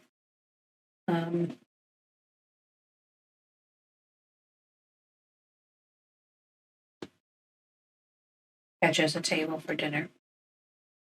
Okay. So you walk into the Roadhouse. It's obviously a food and drink establishment in a poorly hidden fact that you could probably get a drink here too. A bit of a speakeasy, but it's pretty low key. You know, like it's not like big bar scene. It's more of a restaurant. Sit down. There's, several patrons in here, and you notice that there's a glass of beer in front of one or a mixed drink in front of the other, but it's so low key that you couldn't really call it a speakeasy and probably flying way under the radar. Right. For folks. So we'll try to find us a table kind of in the middle of the establishment where you can kind of see all the comings and goings. How many waiters are here? You probably see a couple wait staff. There's probably not more than 10 or 12 tables in here. There's a bar with some stools on it. Do they have obviously existed since before Prohibition? Do they have the uniform shirts with their name on it? No names, but they do all appear to be wearing that the waitresses are wearing Catholic black skirts with white shirts, and the waiters are wearing black pants and white shirts. I'm going to say in a fairly loud voice, "Hey, Lucy!" See who turns around. One of the waitresses turns around and expecting to see a regular, and y'all be joining with us? Sure, show us to your section. Right over here. Got a great table for you. Oh, yes. You guys can come right here. And Lucy's going to take real good care of you. You'll be needing menus. Yes, please. I'll be right back and get you some silverware while I'm gone and some water. Sorry. I'm good. I haven't said So, Lucy Stone is a very attractive waitress. Platinum blonde hair. You can tell by her accent that she's probably from New York, and has a bit of that New York style to her that makes her stand out from everybody else. And presently she comes back with a couple menus and some water glasses. Water. Here's your water. Y'all enjoy yourselves. And look at the menu. The salmon is the catch of the day, but between you and me, don't order the salmon. Go for a steak. Thank you very much, Lucy. And I'll be back in just a minute to take your orders. Okay. Jackson, how are we going to bridge this subject? Um, Hey, I know you were dating this guy who's dead now. Can you tell us about that? That just seems a little insensitive. well, you work at the university, right? No. I No. work at a museum. Not like the university museum? It's not. It's the Arkham Museum.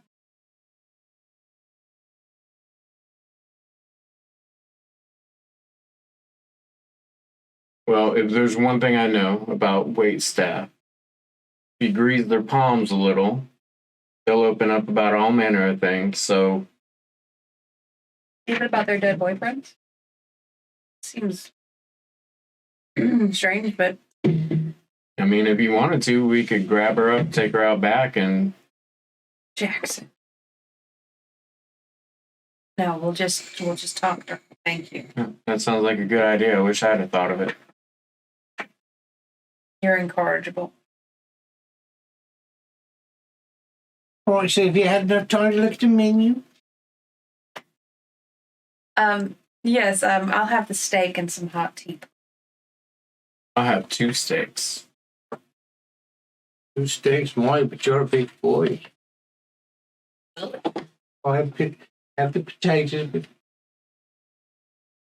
All of a sudden, she sounded British. She got very cockney in there. My bad. I suck at it. Okay, Cook will have those ready for you in just a minute. Okay. Oh, I'm sorry. You want your steaks? I Medium. always forget this. Jimmy in the back is always telling me you're such a fraud. Medium, please. I'll have mine rare. 2 rare, 1 medium. Chip is gonna like you guys. All right, so she goes back to place your order in a few minutes. Goes Goes back, throws some steaks in front of you. I'll check back with you in a little while. Lucy, before you go, I do have a question. And I don't want to be insensitive. I just don't know how else to ask without just coming out right and saying it. Oh, it's okay. People ask me all the time. I'm from New York. Yeah, I could tell. No, that's not what it's about. We're actually here because of Professor Leiter. Her face drops. Like, and you think she tears up a little bit. Like the water starts to well up in her eyes and she blinks it back. I'm sorry. I really don't want to talk about that here. I can understand and respect that. Is there a place where we could speak about it privately? What's this all about? Well, we're on business with the museum and trying to close up some of his affairs. And your name has come up, and we just have a few things that we need to talk about. Been trying to find out what happened to him, and nobody tell me anything. And I will be happy to discuss that with you, but I don't want you to have an emotional moment at your job. I wouldn't want to cause any kind of trouble for you. So, what time do you get off of work? I used to get out of here about 8. Okay. So, how about when you get off, we'll maybe walk you home and we can discuss it on the walk home? It'd be nice to have a strong man around to walk me home. Well, I don't know if I can find one of those, but kidding. So we will we'll eat our dinner and probably hang out for a little bit afterwards, and then we'll walk you home and we'll discuss and try to give you some answers if you can help us with some of ours. She walks away. She's visibly shook. And pointedly does not come back to your table at any point. Doesn't ask how your steaks were pre-buzz, fill up your water glasses, ask you if there's anything else. She's not hiding in the back or whatever. You can see her going around to other tables, but some of the bouncy, flirtatious waitressness has left her, and she is just going through the motion. Does not come back to your table.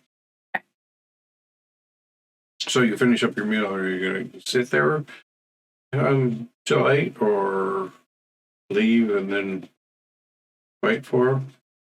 Probably leave and come back. But I'm scared about her being a flight risk. I mean, this place has a back door sitting in here. Is not going to ensure that she doesn't just leave out the back.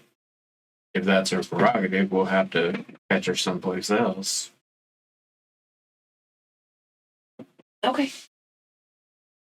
So what do y'all do? Let's go check out that antiquities place. It's probably closed by now, but Possibly. But I know where it's at. let's go have a look at it.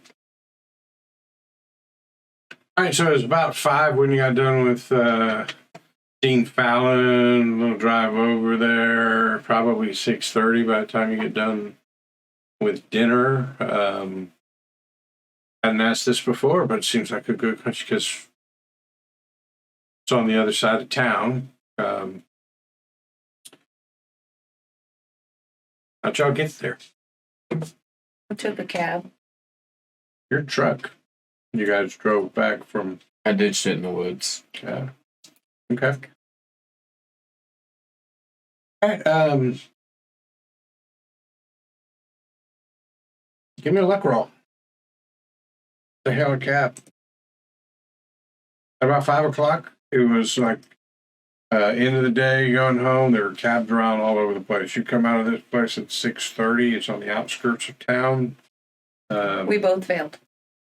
Yeah, so it takes about, let's say, 20 minutes before a cab comes by. So it's about 10 till 7 now. Yeah, we'll just let it pass. Yeah, we'll just hang out and kind of wait around because at this point there's not really time to go snooping and come back, you know. What's in our general area right now? Is there a Monkey Joe's? No, there's not a Monkey Joe's. Mostly shops that have closed down for the day. There might be another restaurant-y kind of place around. And there's probably, like, across the street, this closed shop, but there's, like, some light and some noises coming from around the back. I'm gonna take a walk around and see what's going on behind that shop. Yeah, so as you walk around behind that shop, you see... Can I make a stealth Sure. walk?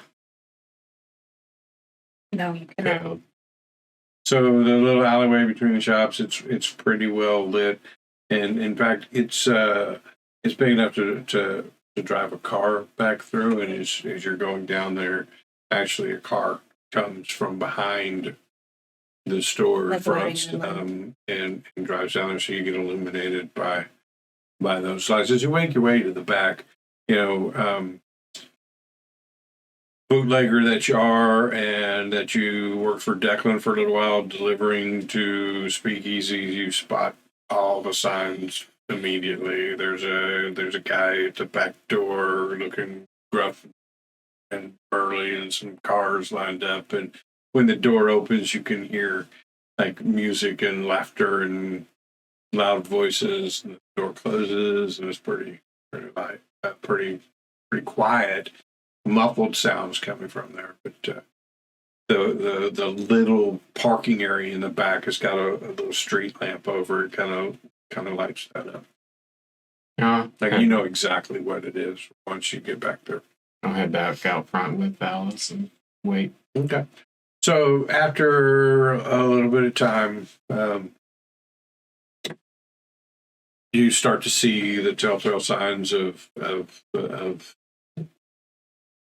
Roadhouse kind of dwindling down from dinner kind of stuff. It's not closing down, but maybe kind of After hour stuff. But after a little while, Lucy comes walking out. She's got a big bag over her shoulder, and she comes down the steps and looks up and sees y'all. Oh. I was kind of hoping you weren't going to be here. Yeah, I'm sorry about that. But we do need to talk to you about what's going on here. So we can walk with you and discuss it. I don't want to. I know it's probably been a long day and probably ready to get home, get off your feet. So Oh, it's all right. Nobody's been here to walk me home since Charlie. He starts to break down. oh, Lucy, don't cry. Here, have a seat on this on these stairs here. Can I roll a psychoanalysis to try to figure out a way to comfort her? It should be good. If you fail, you have to do it badly. I failed. Did it badly. Oh, you're crying. Look, there are plenty of other menfolk in the world. I'm sure you'll find somebody else before you could even snap your fingers. It's been a matter of days. She looks up at you, and where she'd been able to hold back the welling up of tears, she just starts sobbing. My poor Charlie. I love my poor Charlie, and he's gone. And nobody would tell me anything. I can't see the body to give my last respects to my Are you poor proud of Charlie. There'll never be another one for me. Are you proud of yourself? Lucy, don't listen to him. No, it's a lot. Why don't you tell me what you know and I'll try to fill in the gaps, okay?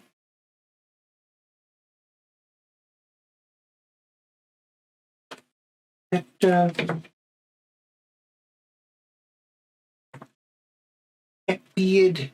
weird student.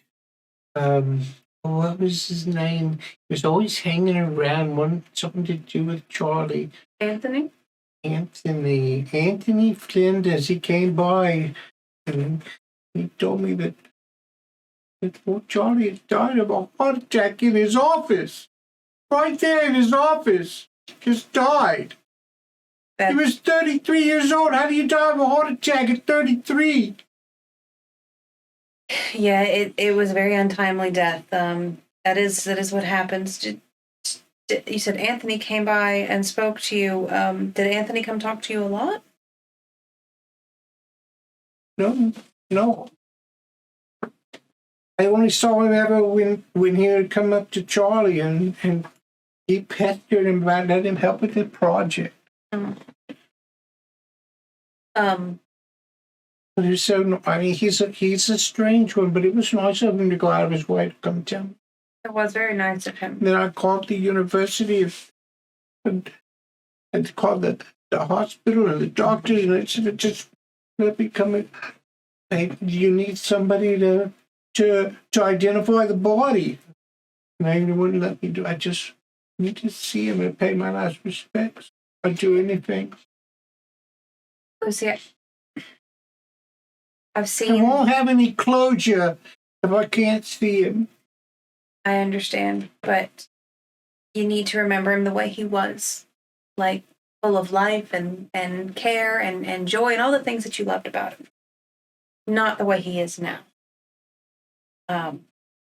Seeing him's not going to give you that closure. And unfortunately, he's already with the medical examiner and he's not going to be able to be viewed anytime soon. So you need to try I'm to sure find... they closed now, but maybe tomorrow. Unfortunately, no, sweetie, they're not allowing visitors. So... Well, didn't you say you was in charge of the investigation?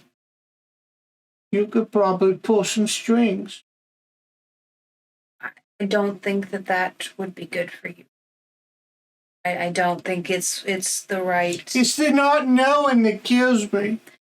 And when I'm able to give you a more solid answer, I will come back and give you that answer. Right now, I'm trying to find those answers for you, and I need your help so we can do right by your Charlie. What do you need from me? We're going to have to ask some hard questions, and I'm going to need some real honest answers, even if they're not good answers. Do you know what I'm saying? I've been around the block or two. I think I know what you're asking. I need to know about what he was doing outside of work. The trips to Atlantic City, the money. Charlie, he was a gambler, all right. He used to take me down to things. We had the most wonderful time, and then he'd spend so much money on the tables, but I loved him. Yeah. Did you have a trip planned for the near future? No, we took a big trip back in August. He lost big that time. I think he lost to the wrong kind of folks. What makes you say that, Lucy? Oh, I don't know. He was just really nervous after we got back. Okay.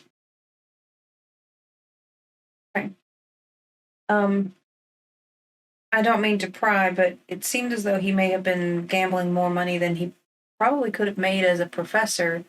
Do you know where he would have come up with funds like that? I might. And I need to know those things. I need to sleep on it a little bit. You're asking some personal details. It might even incriminate myself. You know, come to think of it, we forgot to tip you at the restaurant. I just remembered.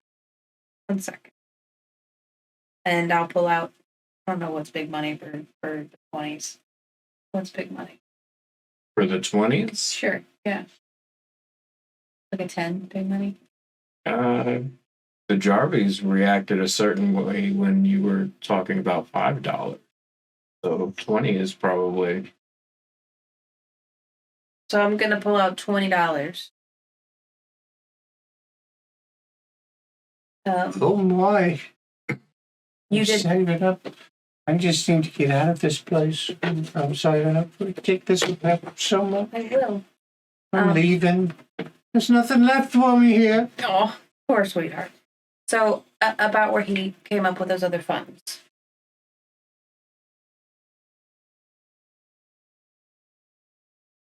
He had a side business. Okay. And what kind of side business was he part of that you obviously had no part of? I appreciate the money and all. I'll tell you everything. You can make it so I can pay my last respects to dear old Charlie. I can't do that. I saw. She takes the 20. She puts it in her box. Okay, then, but good luck with your investigation. And she starts to get up. I saw in this motion picture one time 2 men in a trench coat walking in, and you really couldn't tell that there were 2 men in the trench coat. I'm sure she's a little small. We could walk in with her in a trench coat. You're a little small yourself. She could get on your shoulders. Nobody'd know. We're not doing 2 people in a trench coat. If you got a better idea, that's on you. Lucy, you don't want to be incriminated in this. You said that. And the best way for me to help you as the lead investigator, the 2 of us, you have to cooperate. Or else you become on the I've wrong been side. cooperating, ain't I? All up until the piece of information I need, which is how he came up with the extra money. Everybody needs something, honey. I need just Charlie. What you need is to stay on the right side of the law. Just so you don't have to say it, it has something to do with forging documents and selling them to the antique guy, doesn't it? Both of your own intimidation checks. Can I do persuasion? He got hard success. He's over there scaring the shit out of people. I failed. All right. Yeah, he was really good at writing. And he would make copies of things that people really wanted. And then he'd sell them the copies, tell them it was the real thing. And he would convince them that he put the copies back in the university collection and gave them the real ones. But it was the reverse. But he was really doing the opposite. And who was he selling these to? Oh, he changed. Sometimes it was folks from Boston. Sometimes here in town. Oh, wait. And she goes flipping through her book, and she pulls out a business card. And this gentleman used to do business with him all the time. And on the card it says, Abner. Abner Wick, Aquarius, unconsidered traffic.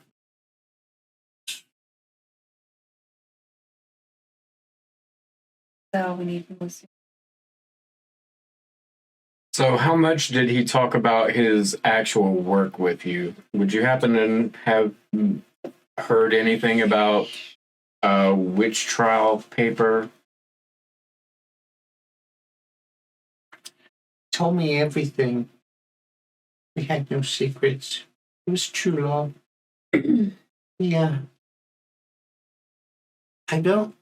Sometimes I kind of tuned out the specifics stuff, but him and that boy were working on a really big, he just knew this was going to be the big one, and it was going to take care of his debts from Atlantic City and the mobsters back there. That was the wrong kind of people to lose money to. And they was working on it, and then Charlie got all paranoid, and somebody tried to break into the cottage, and he got all worried, and then he said we were going to leave, and he was getting everything ready for us to leave, and then now we got alone.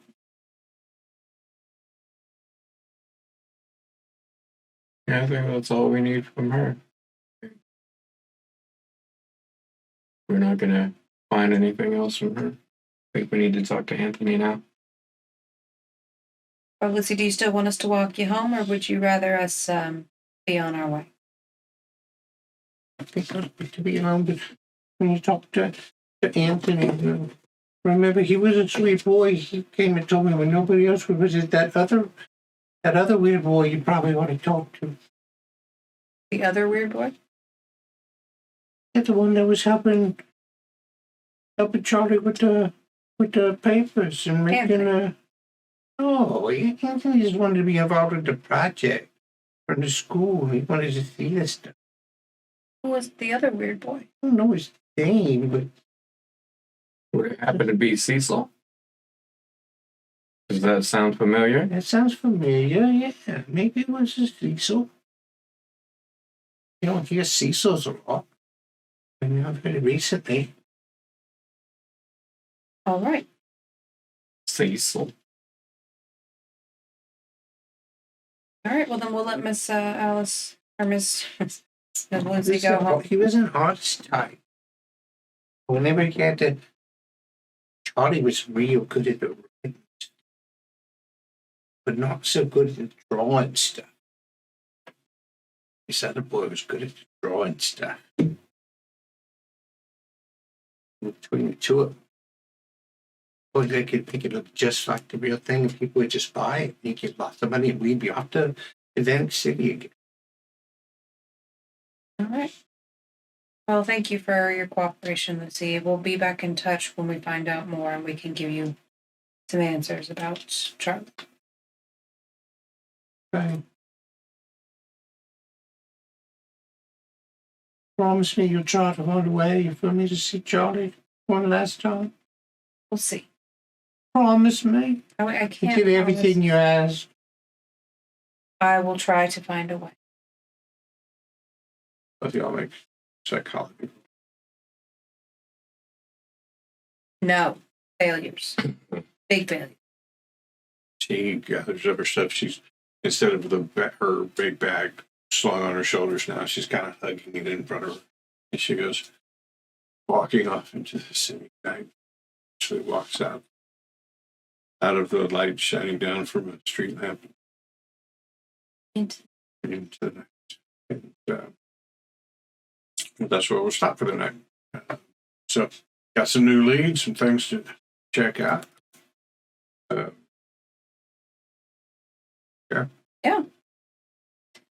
That was fun. Thanks, everybody, for coming out. Thanks for joining us. You can catch this again on YouTube in a few days, or check us out again live next Wednesday at 6, give or take a gremlin or two. Yeah. And check us out on your favorite podcasting platform, whatever you call this. We're there too. And we will be participating in Thankmas this year, and Thankmas. we will be announcing more on that later. Basically, the charity is building houses using more efficient 3D printer construction technology and some out-of-the-way places, and it seems really cool because they're not like testing the new technology over there. They tested it in Austin, Texas. There's whole neighborhoods built out there with it, and they're using what they've learned to make cheap houses for, not cheap cost efficient housing in places that really need it. So if people are interested in watch us play Call of Cthulhu, it earns money for this charity. Well, they can donate. We'll have a link where they can donate, and we'll set a goal for ourselves of what we want to raise, and hopefully we can get to it. I believe next Monday, The 13th, give or take. Something like that. I'm not sure what day of the week it is. or Saturday is the actual day, Mhm. but I think we can work something out to either stream on the actual day or Monday we will have the donation things set up. Yeah. Great. So come back, watch us, give some money to a great cause. We know we will be. So thanks again. Bye. Bye, everybody. Bye.